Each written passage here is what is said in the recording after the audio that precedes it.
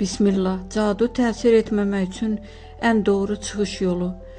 Caduya qarşı 100%li zəmanətli mütləq çıxış yolu yoxdur. Çünki cadu anlayışı inanc və psixoloji təsir üzərində qurulur.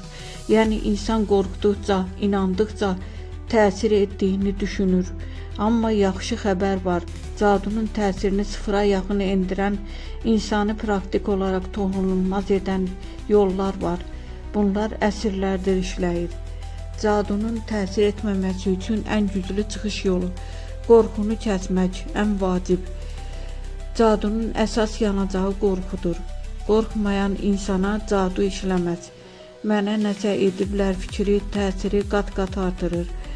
Öz-özünə deyim, mən qorxmuram, mənim üzərimdə heç bir şeyin gücü yoxdur. Günlük qoruyucu dua çox güclü. Səhər və axşam bir dəfə, Ayətəl Kürsi bir dəfə, Fələq 3 dəfə, Nas 3 dəfə. Bu kombinasiya qoruyucu qalxan kimidir. Su ilə təmizlənmə, sadə amma təsirli. Bir stəkan suya üfür, niyyət edirəm bütün mənfi təsirlər çıxsın de və iç. Həftədə 2-3 dəfə kifayətdir.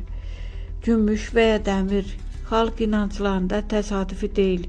Gümüş, üzük, kiçik dəmir əşya məni qoruyur niyyəti ilə taxılırsa, psixoloji qalxan yaradır. Evin enerjisini təmizlə, evi tez-tez havalandır. Qaranlıq, səliqəsiz mühitdən qaç.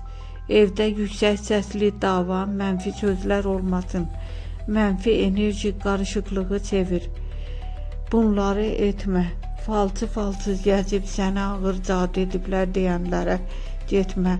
Qorxudan ritual axtarmaq, bunu açmaq üçün pul ver deyənlər, bunlar cadudan da təhlükəlidir. Qısa xülasə, ən güclü qorunma, qorxunun olmaması, zehni güc, dua plus sakitlik və ən əsası özünə inamdır.